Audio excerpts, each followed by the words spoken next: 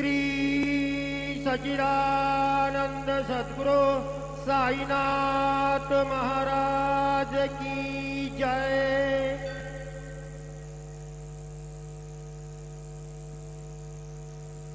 हरि ओम बृहस्पते आदियादरजो अरेहाद्यो मदविवादिक्रतु मज्जने को जद्दीदायच्छवसरे तपरजात तदस्मा सुद्रविनन्देहि चित्रम् शान्तं शाश्वतमप्रमेयमनघं निर्वाणशान्तिप्रदम् ब्रह्मा शम्भुवणीन्द्रसेव्यमनिशं वेदान्तवेद्यं विभुम् रामाख्यं जगदीश्वरं सुरगुरुं मायामनुष्यं हरिं वन्देऽहं करुणाकरं रघुवरं भूपालचूडामणिम् गुरुर्ब्रह्मा गुरुर्विष्णुः गुरुर्देवो महेश्वरः गुरुः साक्षात् परब्रह्म तस्मै श्री गुरवे नमः।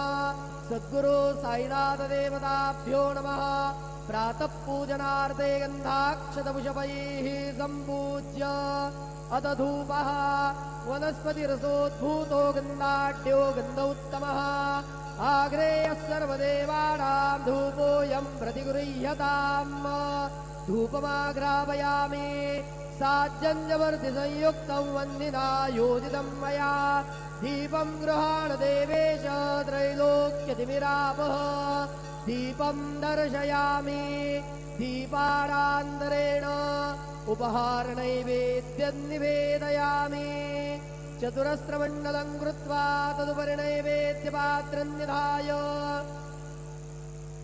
गायत्रीमन्त्रेण पात्रान् प्रोक्षयेत धेनुमुदरां प्रदर्शयेत सत्यन्वर्देन परिखिञ्चामि नैवेद्यं निवेदयामि। ॐ प्राणाय स्वाहा ॐ अपानाय स्वाहा ॐ व्यानाय स्वाहा ॐ उदानाय स्वाहा ॐ समानाय स्वाहा ॐ ब्रह्मणे नमः। नैवेद्यमध्ये पानीयं समर्पयामि पुनर्नैवेद्यं निवेदयामि।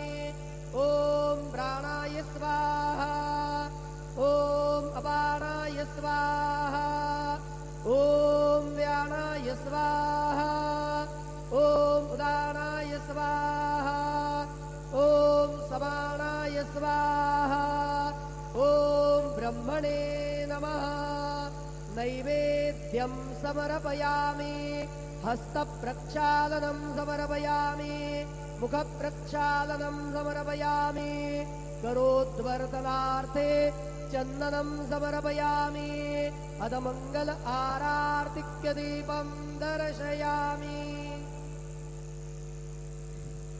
शिर्डी माझे पंढरपूर साई बाबार मावर बाबार मावर साई बाबार मावर शुद्ध भक्ती चंद्रभागा भाव पुंडलिक जागा पुंडलिक जागा भाव पुंडलिक जागा याहो याहो अवघे जन करू बाबांचे वंदन साईचे वंदन करू बाबांचे वंदन गणो म्हणे बाबा साई धाव बाब माझे आई बाब माझे आई धाव बाब माझे आई।